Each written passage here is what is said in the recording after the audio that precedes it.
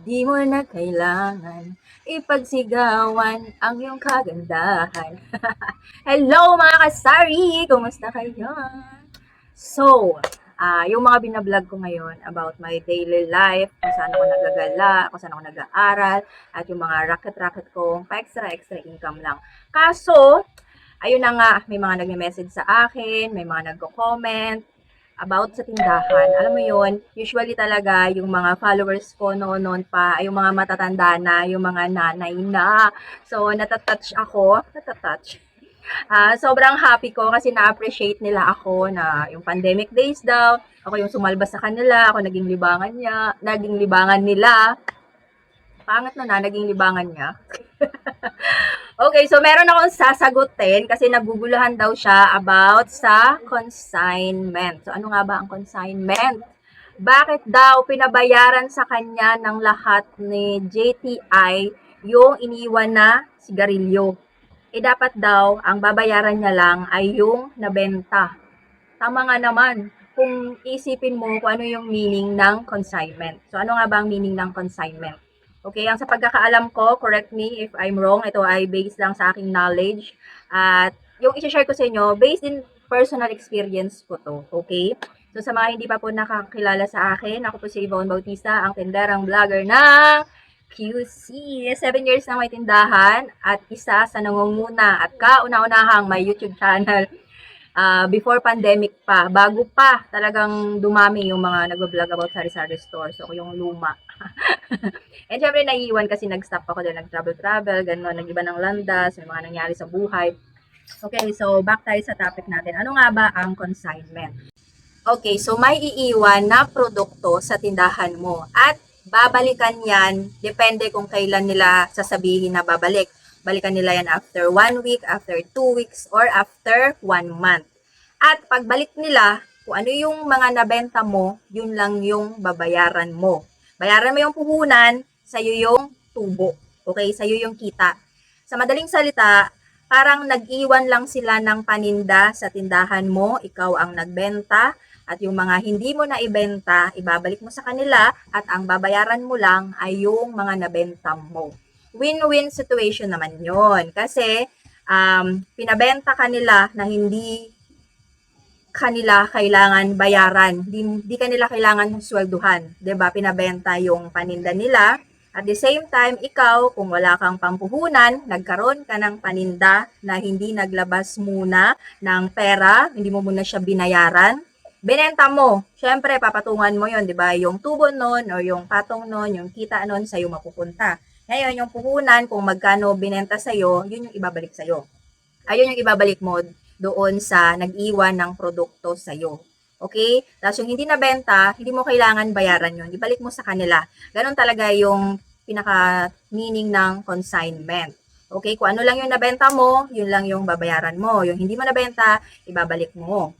At paras kayong kumita. 'Di ba? So, ganun yun. Isa sa paraan kung gusto mong magkaroon ng paninda na hindi kailangan maglabas agad ng puhunan. Maganda yan na pagkatiwalaan ka ng ahente, mag-iiwan sa'yo ng paninda, ibenta mo, sa'yo yung tubo, balik mo yung puhunan nila kung magkano nila ibinenta sa'yo. Syempre may tubo din sila doon, di ba? Ganun dapat kasi yun. Pero ito na nga yung tanong niya, bakit daw si JTI? Nag-iwan ng Yossi, consignment nga daw. Pero meron siyang ilang rim na hindi nabenta. So, nagtaka siya, pinabayaran sa kanya lahat ng amount na kinuha niya. Bakit daw ganun? So, ganito po kasi yun. Ganyan talaga sila, no? Nagtaka rin ako niyan before kasi iba nga yung pagkakaintindi ko sa meaning ng consignment. So, parang once na nailabas na nila yon yung allocation mo, bawat tindahan kasi may kanya-kanyang allocation. Example, maliit lang tindahan mo. Ang kaya mo lang bayaran after 2 weeks kasi usually every 2 weeks yan sila bumabalik o 2 beses sa isang buwan. Hanggang 2 rim lang. So, isasagad nila sa'yo ng kuha yun. Dapat makuha mo yun ng sagad. Yun yung iwanan sa'yo, 2 rim. Yun yung allocation mo kasi sa tindahan mo. Pero depende yun ha sa bawat tindahan. Yung ibang tindahan naman, ang allocation nila ay 10 rim. Depende yon sa kung magkano yung kaya mong maubos sa loob ng isang linggo. So, sa kanya, 2 rim. Isang rim lang ang nabenta niya sa loob ng 2 weeks pero pinapabayaran na yung 2 rim. Which is hindi dapat kasi tinatawag na consignment. Pero ganun sila, mapa JTI man yan, Japan Tobacco International or PMFTC, Philip Morris Fortune Tobacco Corporation. Ayun. So, parehas lang sila. So, dapat, parang may tawag dun na once na nailabas na nila yon at nabigyan ka na ng resibo, parang obligado mo na yun na bayaran kasi may word na tinatawag sila. Ilalagay ko na lang dyan kasi medyo hindi gumagana yung aking konting utak. Hindi ko maalala kung anong tawag doon. Parang once na na-release na kasi nila yon at nabigyan ka na ng resibo, parang required na bayaran mo siya the next visit nila.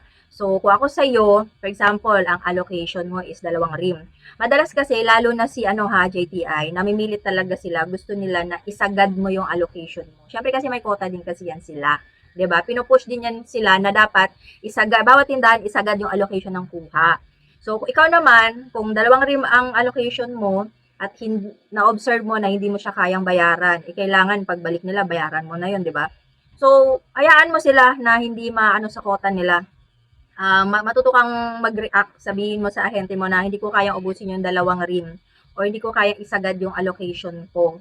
So, ang kaya ko lang bayaran pagbalik nyo ay 1 rim lang. Kasi ikaw ang mamomroblema. At saka syempre, muhupas manggod na yung yosi. Parang sisingaw siya.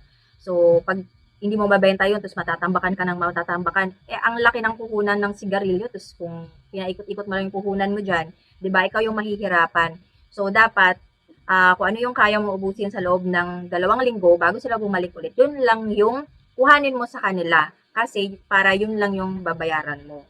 Kasi nga, once na nagresibo na sila, pagbalik nila, kailangan mo yung bayaran. Dati, nung bago-bago pa, alam nyo, pinapalitan nila yung lumang stock mo ng sigarilyo. Ngayon kasi hindi na Pati doon sa tindahan ng kapatid ko, hindi na talaga nila pinapalitan. Dati pinapalitan pa. So, same din yan sa PMFTC. Ganon din, based on my personal experience. Once na nabigyan ka na ng resibo, yun na talaga yung kailangan mong bayaran pagbalik. And ingat ha, kasi maraming nagpapanggap na mga ahente ngayon, ang laki pa naman ng puhunan ng sigarilyo. Meron akong nakita, ang lakas ng loob talaga nila. Pinasok nila yung wholesaler, tapos nagpanggap silang ahente, talagang mukhang ahente ang datingan. And ang nangyari, sinabi na papalitan yung mga sigarilyo kasi old stock na para fresh, 'di ba? Binigay naman yun, ang daming binigay, puro ilang rim yun. Kasi akala papalitan. Ang nangyari, hindi na bumalik. So, hawak na nila yung original na sigarilyo, pwede na nilang ibenta yun. Imagine mo sa 1 rim, magkano na 1 rim ng Marlboro ngayon. 'Di ba? Napakamahal. At ang resibo po ng mga tunay na ahente, yung high-tech na, sa tablet ka na pipirma, hindi na talaga yung resibo na putyo-putyo na pwede mo lang mabili ngayon sa supermarket, sa National Bookstore or sa Quiapo. Hindi na ganun, high-tech na talaga. So, dapat maging maingat tayo kasi yung mga customer natin na nagsisigarilyo, alam nila yung amoy ng peke. Alam nila kung hupas na yung sigarilyo mo, kung singaw na, amoy ipis ba yan, lalo na dun sa talagang adik na adik magsigarilyo. Alam nila yan. So, once na nagbenta ka ng fake at hindi mo alam, tatatak na sa isip ng customer mo na yan. Kung maselan sila, ayaw nilang bumili ng fake, gusto nila yung original. Hindi na sila bibili sa tindahan mo kasi isipin nila fake yung yosi mo, 'di ba? Ganun yun. So, dapat maging maingat tayo. Tsaka, syempre, bawal naman magbenta ng fake, no? Kaya maingat talaga tayo, lalo na yung palit kaha.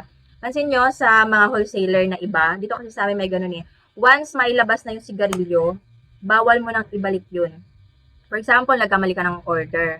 Ang in-order mo is Marlboro Lights. Ang kailangan mo pala ay Marlboro Black. Lights yung nalagay mo doon sa listahan. Tama yung nasa listahan.